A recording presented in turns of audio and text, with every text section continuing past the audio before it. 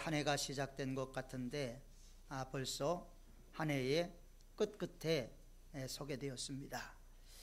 올 한 해 상처기진 부분도 있고 기쁜 부분도 있었지만 역사 속의 모든 것을 묻어버리고 이제 한 해를 잘 마무리하고 또 새로운 한 해를 준비하는 여러분들의 심령 가운데 하나님의 위로와 축복과 평강이 충만하시길 축원합니다. 오늘은 한 해의 마지막 주일입니다. 한 해가 저물 때마다 기업들은 한 해에 대한 손익 결산을 하게 됩니다. 얼마나 이윤이 남겼는지 손해는 보지 않았는지 손익 결산을 하게 되지요. 이런 세상 기업에서는 그렇게 하지만 오늘 하나님께서는 우리에게 달란트의 비유를 통해서 인생 결산이라는 그런 중요한 것이 있다라는 것을 우리에게 말씀을 하고 계십니다. 우리가 언젠가는 우리의 인생에 대한 결산을 하게 되지요.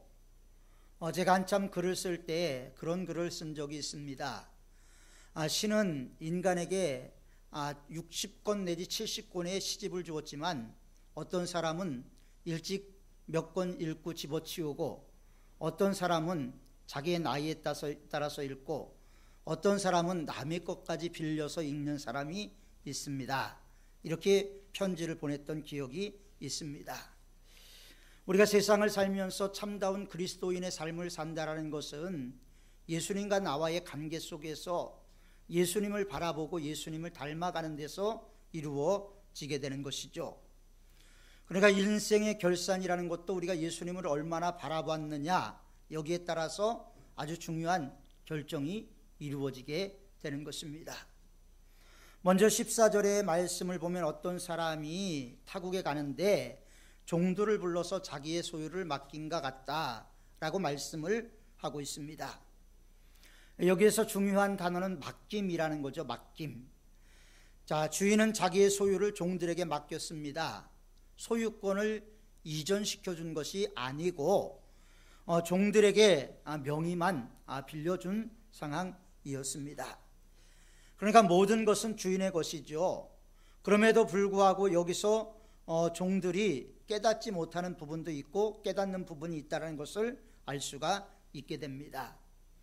여기에 나오는 자기의 소유를 맡은 사람들은 누구냐? 종이라고 얘기를 했지만 사실 원어를 보면 노예입니다. 노예. 그래서 고용인을 의미하는 것이 아닙니다.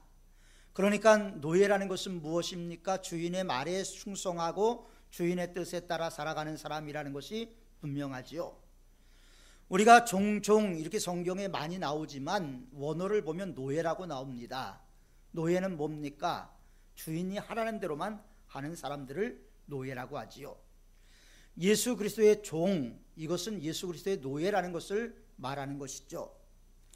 그러니까 이 종들, 이 노예들은 원래부터 자기 소유라는 것을 가지고 있지 않았습니다. 아니, 가질 수 있는 처지도 못했습니다. 우리가 이 세상을 살아가면서 모든 것이 주님의 것이라는 것을 기억해야 되는데 자주 그것을 잊어버립니다. 내 인생도 내 것이라고 생각하고 내 재산도 내 것이라고 생각하고 내 건강도 내 것이라고 생각하고 내 생명도 내 것이라고 생각을 합니다. 그러니까 주님과 늘 관계를 가져야 되는데 주님과의 관계가 점점 단절이 돼버리는 거예요. 주님과의 관계가 단절되면 단절될수록 우리들의 마음은 황폐해지죠. 갈급해집니다. 그리고 우리의 마음은 사막화가 되게 되죠. 우리의 마음이 사막화가 되면 수증기조차 없는 곳이 되게 되고 수증기조차 없는 우리의 마음이 되면 그때부터는 하나님이고 뭐고 없는 게 됩니다. 교회는 나와도 하나님 없는 삶이 되어버리게 되지요.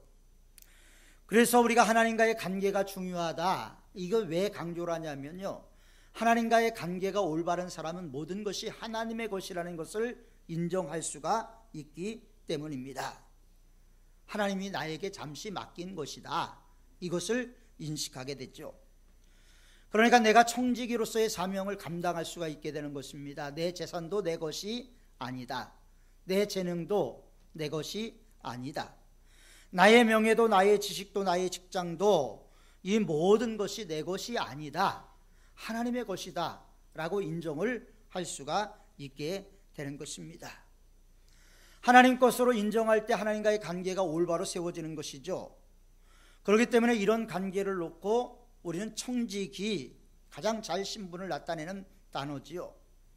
본문에서 주인은 종들에게 소유를 맡길 때 그냥 무작위로 맡긴 것이 아니라 각자 재능에 따라서 맡겼다고 분명히 말씀하고 있습니다. 내가 어떤 재능을 갖고 있느냐에 따라서 그 재능에 따라서 달란트를 주셨다라는 것입니다.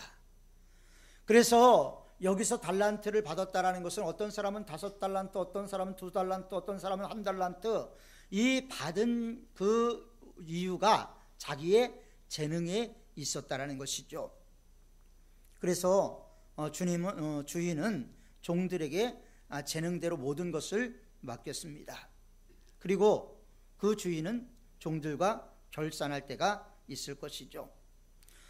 우리 주인이 공평하게 맡겼다라는 것은 심판날이 온다라는 것을 예고하고 있는 것입니다. 다시 말해서 주인은 절대평가를 하는 분이 아니라는 거죠.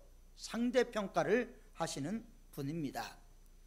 만약에 하나님께서 우리들이 남긴 양으로 우리의 신앙을 체크하신다면 우리의 신앙이라는 것은 빵점짜리 아니면 미달되는 신앙이 되어버릴 수밖에 없는 것이죠. 주님은 말씀하셨습니다. 많이 받은 자에게는 많이 찾을 것이요 많이 맡은 자에게는 많이 달라고 할 것이다. 이 말씀은 무엇입니까? 맡은 대로 심판을 받는다라는 겁니다. 그래서 성경은 가르치는 목사에게 더 큰 심판이 있다라고 말씀을 하시죠. 그 다음에 맡은 일을 감당하지 못한 장로, 권사, 집사 모두를 심판하시겠다라는 것을 오늘 달란트 비유에서 말씀을 하시는 것입니다. 많이 받은 자에게는 많이 찾는다. 그리고 많이 맡은 자에게는 많이 달라고 할 것이다. 주님은 공평하게 하겠다라고 말씀을 하고 있습니다. 그러므로 참다운 지혜 있는 사람은 소유를 많이 갖기 위해서 노력하는 것이 아니고 있는 소유를 어떻게 하나님의 영광을 위해서 사용할 수 있을 것인가 생각을 하게 되지요. 우리는 더 많이 남기는 결산을 위해서 주님께 물어보고 주님과 동행하는 삶을 반드시 살아가야만 하는 것입니다. 주인은 먼저 종들에게 소유를 맡기고 타국으로 떠났습니다. 떠났다. 이 말은 완전히 끝났다가 아니고요. 돌아온다라는 것을 이미 암시하고 있는 것입니다. 되돌아온다라는 겁니다. 소유를 맡기고 떠난 주인은 반드시 되돌아오는데 이것은 예수 그리스도께서 이 세상에 다시 오시는 것을 말씀하고 있는 거지요. 그래서 예수 그리스도의 재림을 기다리는 성도가 복된 성도요, 그 옷을 생명수 강가에 빠는 자가 복이 있다고 요한계시록은 우리에게 말씀을 하고 있습니다.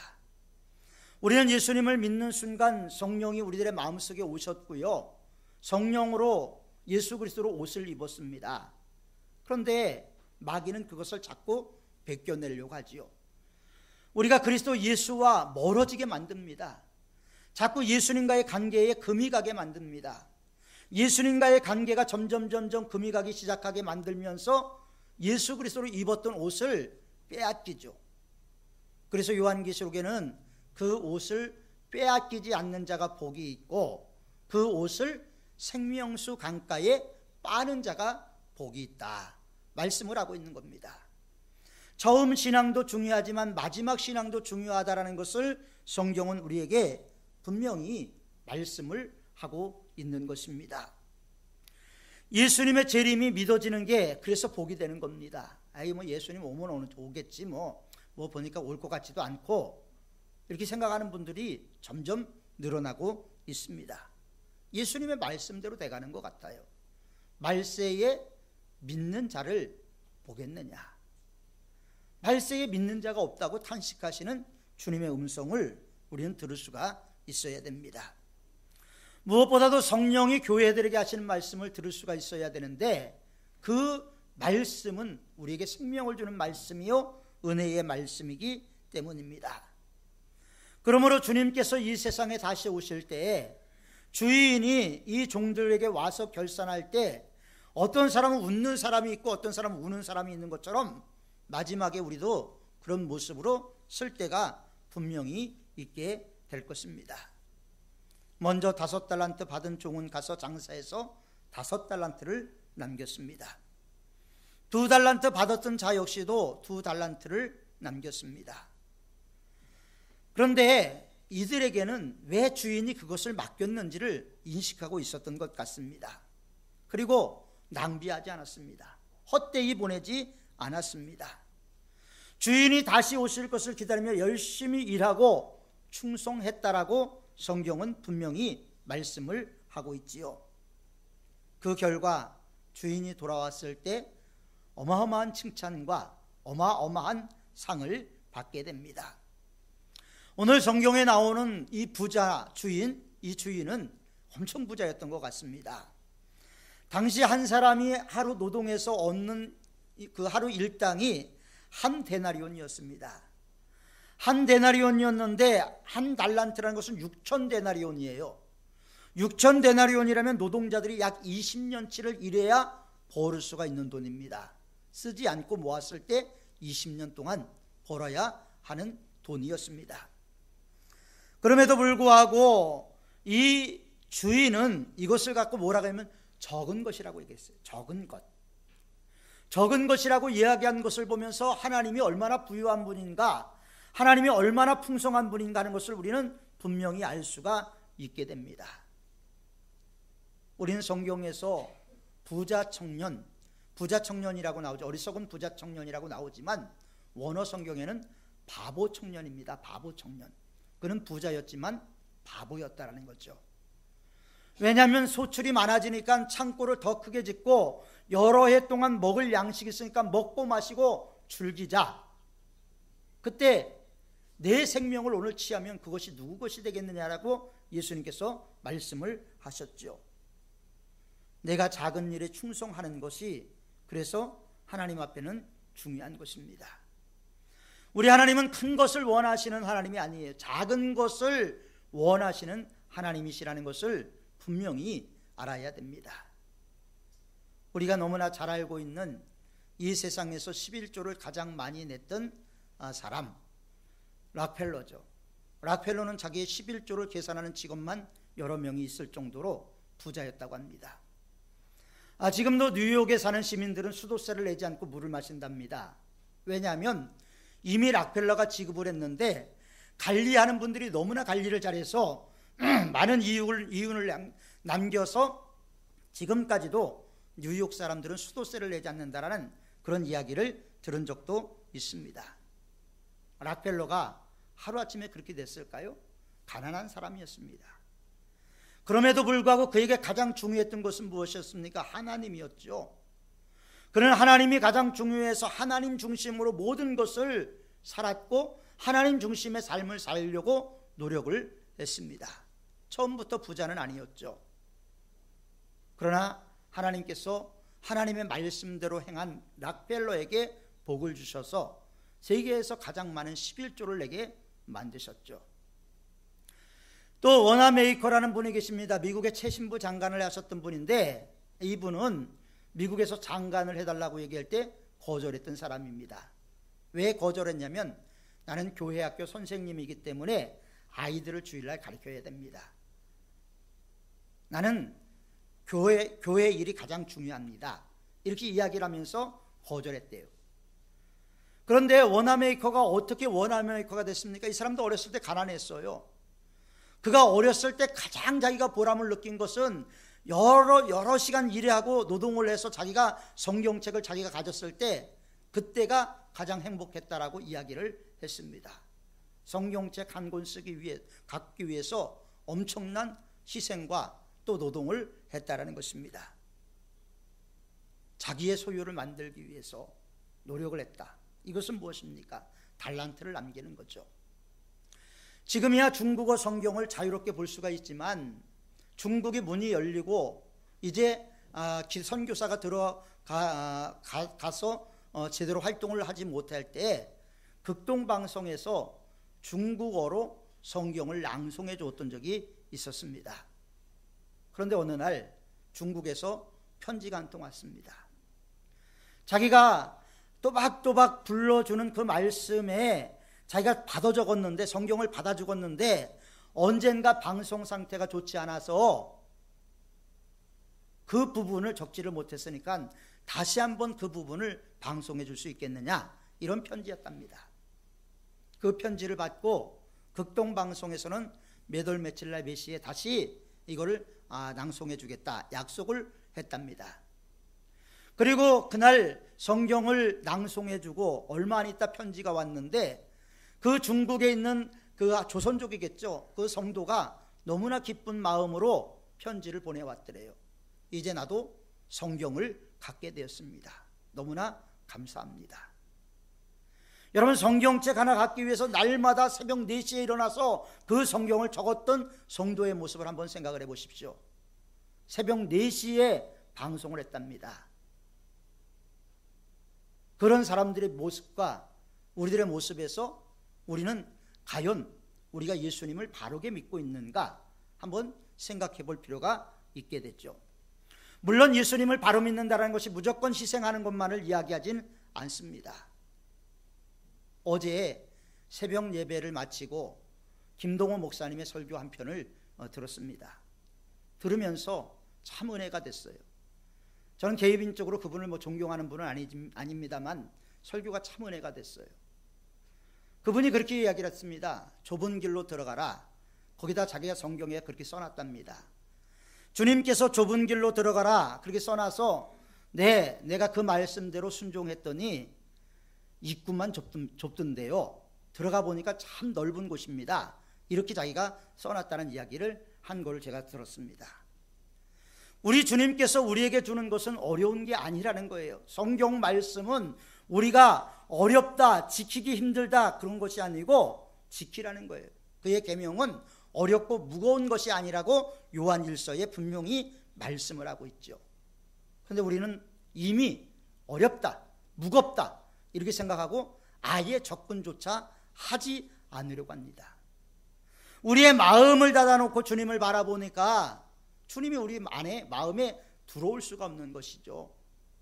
예수님이 내 안에 들어와서 나와 영적인 교제가 이루어지고 예수님과 인격적인 관계가 유지가 되어야지 참다운 그리스도인의 삶을 살 수가 있는데, 예수님이 없어. 예수님 없이 나 혼자 예수님을 믿는 것처럼 행동하려고 하다 보니까 신앙생활이 어렵고 지치게 되는 거죠. 낙심하게 되는 거죠. 초대교회 그리스도인들은 목숨을 내놓고 신앙생활을 했습니다. 그들이 목숨을 내놓고도 기쁘게 살 수 있었던 것은 무엇이었겠습니까? 하나님 나라에 대한 소망, 그리고 반드시 예수 그리스도가 함께 하신다는 것을 믿었기 때문이었다는 거죠. 지난 한 주간 동안 우리는 특별 새벽 기도회를 했습니다. 제 개인적으로는 이번 특별 새벽 기도회에 너무나 우리 성도 여러분들께 감사를 드려요. 너무나 많은 분들이 예상했던 분들보다 더 많이 오셨어요. 멀리서 이사 가신 분도 오셨고 몸이 아픈데도 와서 새벽을 지키신 분들이 있어요. 그때 설교할 때 제가 그런 얘기를 했어요. 우리가 예수님을 진짜 믿는 거냐? 여러분, 진짜 예수님 믿는 건 맞습니까? 우리가 진짜 예수님을 바르게 믿는 건 맞는지 모르겠어요. 성경에서 말씀하고 있음에도 불구하고 우리는 작은 일에도 충성하지 못하고 어쩌면 그냥 하나님보다는 내 삶이 더 중요한 그런 모습일지도 모릅니다. 그런데 주님이 다시 오실 때는 분명히 시비가 엇갈리게 될 것입니다. 왜 한 달란트 받은 종이 문제일까요? 왜 예수님이 악하고 게으른 종이라고 했을까요? 이 종은 탕자처럼 낭비하지 않았습니다. 탕자는 모든 걸 다 낭비했는데 낭비하지도 않았어요. 그대로 갖고 왔어요. 그런데 예수님은 악하고 게으른 종이라고 이야기를 했습니다. 그는 첫 번째로 달란트를 소중하게 여기지 않았습니다. 하나님은 우리 모두에게 달란트를 주셨어요. 왜 주셨습니까? 성도들을 섬기고 하나님을 섬기기 위해서 주신 것이죠. 그런데 그것을 가소평가할 때 분명히 문제가 되게 됩니다. 하나님께서 주신 가정, 하나님께서 주신 직장, 하나님께서 주신 교회, 소중히 여길지 모르는 사람을 오늘 성경은 한 달란트 받은 사람으로 표현을 할 수가 있습니다. 이런 사람들은 불평하고 원망만 하게 되겠죠. 어떤 농부가 오랫동안 농장을 경영했어요. 그런데 그 농장이 이제 실증이 났어요. 그래서 그 농장을 팔고 새로운 농장으로 이사를 가야 되겠다 생각을 했습니다. 그래서 부동산에 팔아달라고 요청을 했습니다. 부동산 중개소에는 여러 곳에 광고를 했는데 그 광고 내용이 이랬습니다. 넓고 기름진 땅, 좋은 농가, 큰 곡식 창고, 이상적인 위치, 최신식 농기구를 갖추고 있는 농장을 팝니다. 그 광고를 보고 나니까 이 농장을 사야 되겠다는 마음이 생겼어요. 너무나 기뻤습니다. 내가 원하는 이상적인 농장을 드디어 발견했구나 해서 위치를 찾아보니까 자기 농장이더라는 거예요. 자기 농장이더래요. 그래서 자기 농장을 팔 것을 이제 도로 회수하고 그 농장을 더 잘 가꿨다는 그런 말이 있습니다. 여러분, 하나님이 우리에게 주신 교회를 소중히 여길 줄 알아야지 참다운 그리스도인이에요. 왜냐하면 교회는 주님의 몸이기 때문입니다. 주님이 머리로 하고 교회의 주인이 주님이기 때문에 교회를 중요시 여기는 마음이 있어야 되는 거예요. 이 건물 중요한 게 아니죠. 왜 여러분 교회를 소중히 여겨야 되느냐 하면요, 교회는 주님의 몸이기 때문이에요. 교회를 욕하고 교회를 비난하는 것은 예수님을 욕하고 예수님을 비난하는 거예요. 우리 교회는 뭐가 어때 비난하는 사람들은요, 예수님을 욕하고 비난하는 것이라고 여러분들이 생각하셔도 틀림이 없을 것입니다. 왜냐하면 남이 떡이 커 보이기 때문이죠. 그러므로 우리는 우리에게 주신 달란트를 갖고 주님의 영광을 위해서 살아가야 되고 달란트를 소중히 여겨야 돼요.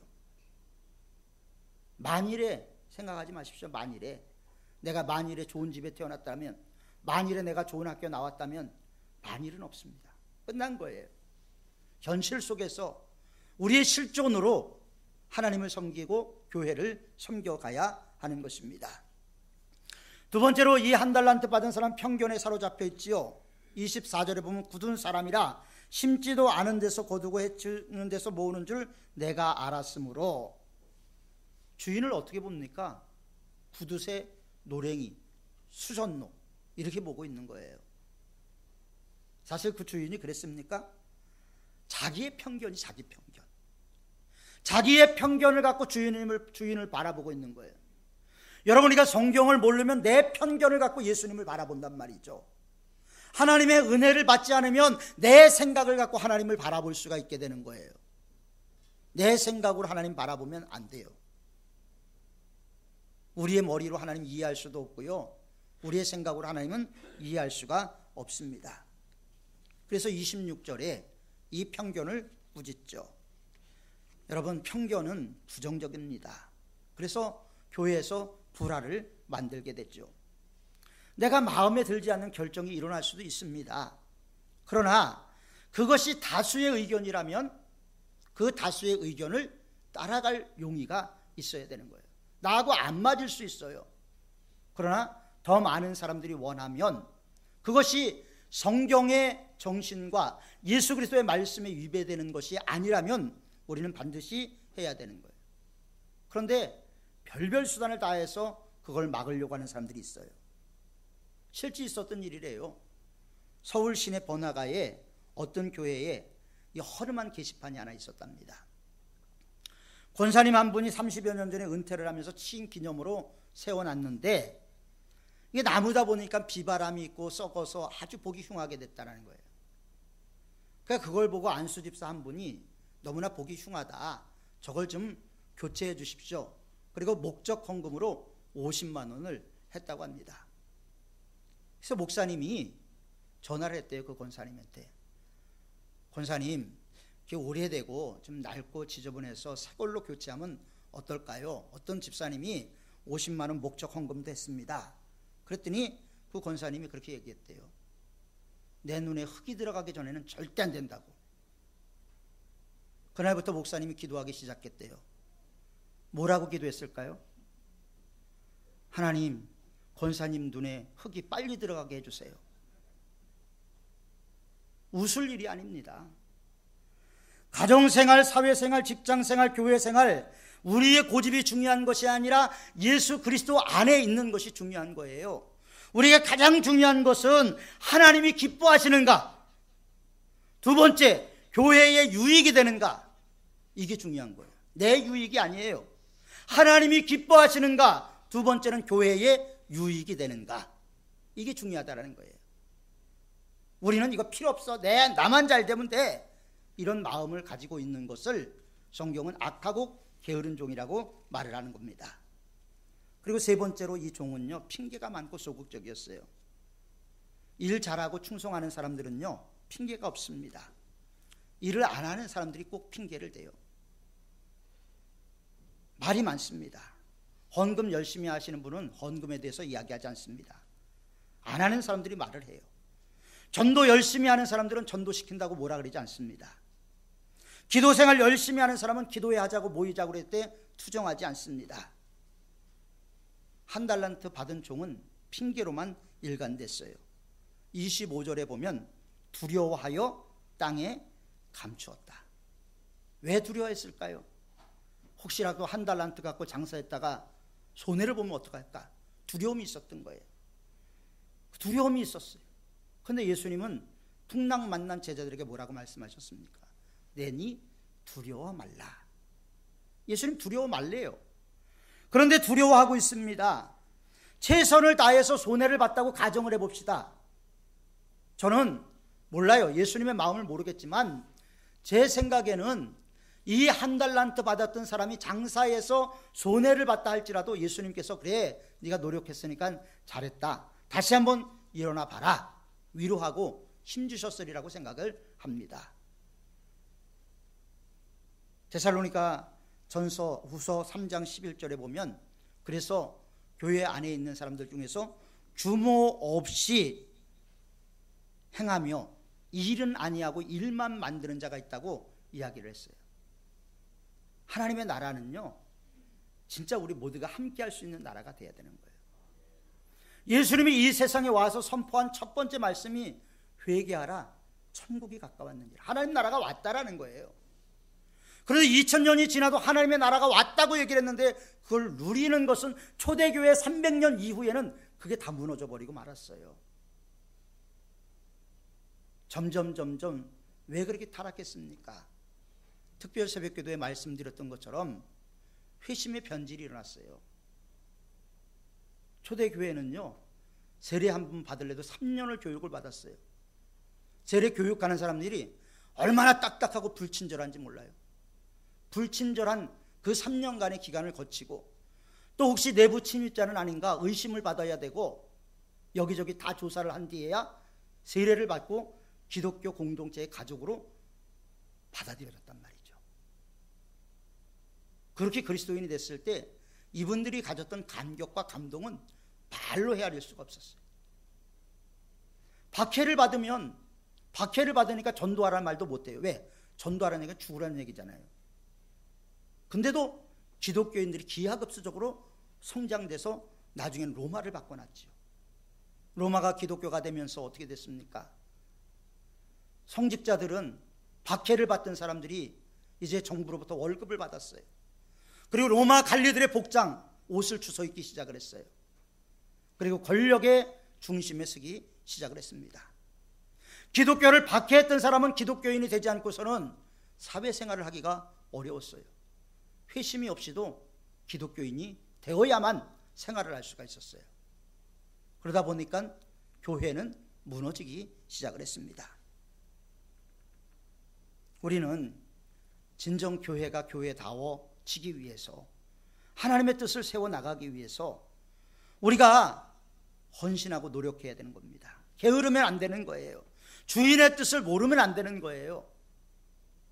교회는 교회다워야 되고, 성도는 성도다워야 다워야 되고, 목사는 목사 다워야 되고, 장로는 장로 다워야 되고, 권사 집사는 권사 집사 다워야 하는 겁니다. 그래야지 하나님의 영광이 드러나타날 거 아니에요. 나 때문에 얼마나 하나님의 영광이 가려졌습니까? 오죽 답답했으면 하나님께서 내 백성이 망한다, 지식이 없어 망한다, 안타깝게 말씀하셨을 거예요. 성경은 많이 알고 설교를 많이 들었는데 내 백성이 지식이 없어 망한다는 거예요. 하나님은 말씀으로 돌아가야 되는 거죠. 은혜로 돌아가야 되는 거예요. 여러분들이 은혜만 받아봐요. 여러분, 이 세상에 그 무엇이 여러분들의 마음속에 기쁨이 되고 행복이 되겠습니까? 은혜 외에는 없는 거예요. 은혜 받아야 됩니다. 많은 사람들이 자기 마음대로 이 세상을 살아가고 있습니다. 우리는 한 해 끝끝에 왔습니다. 언젠가는 예수님께서 이 세상에 오시겠죠. 천사장의 나팔소리와 함께 이 땅에 강림하실 것입니다. 그리고 우리 한 사람 한 사람은 주님의 심판대 앞에 서겠죠. 그리고 이 안에서 어떤 사람은 우리가 상상할 수 없는 축복을 받을 것이고, 어떤 사람은 우리를 놀라게 만들 사람도 있습니다. 저 사람 왜 저렇게 불쌍해졌지? 주님 심판대 앞에서는 다 드러 나타나게 될 것입니다. 하나님은 우리에게 달란트를 주셨습니다. 5달란트를 받은 분도 있고, 2달란트 받은 분도 있고, 1달란트 받은 분도 있습니다. 그거를 우리가 어떻게 활용해 왔는가? 한 해의 끝이라는 것은요, 다음 해를 준비하기 위한 잠시의 점검 기간, 묵상 기간이 돼야 되는 거예요. 우리가 올해 어떤 믿음 생활을 했는가 반성을 하고, 내년에는 어떻게 믿음 생활을 해야 될 것인가 다 구상을 해야죠. 한 해 동안 우리는 얼마나 이익을 남겼는지 모릅니다. 주님 앞에 어쩌면 쭉정이로 한 해를 드렸을지도 모릅니다. 그러나 이제 우리 자신들을 되돌아보고 다시 한번 우리가 주님 앞에 일어선다면, 우리가 24시간 주님을 바라보고 주님을 묵상하고 주님이 내 안에 계시고 내가 주님 안에 거하면 열매를 맺게 하겠다고 예수님 말씀하신 약속의 말씀 있잖아요. 저절로 열매가 맺혀지는 거예요. 그 열매가 아무리 저기를 해도 30배 열매를 맺게 되는 거예요. 왜? 하나님이 농부시고 예수님이 포도나무고 우리가 가지가 되면 열매는 자연적으로 맺혀지게 된다는 거예요. 그래서 올해 우리가 못했던 예수님 안에 거하는 것, 내년에는 우리가 좀 더 예수님 안에 거하고 예수님의 은혜를 받아서, 여러분 세상 힘들잖아요. 어디서 위로받겠어요? 하나님께 위로받아야 되잖아요. 그래서 하나님께 위로받고 새 힘 얻고 능력 얻어서 이 험한 세상을 그리스도 예수의 십자가의 군기 높이 들고 나갈 수 있는 저와 여러분들이 되시길 주님의 이름으로 축원합니다. 기도하겠습니다. 사랑과 은혜가 풍성하신 아버지 하나님, 한 해의 끝끝에 서서 우리가 달란트의 비유의 말씀을 생각했습니다.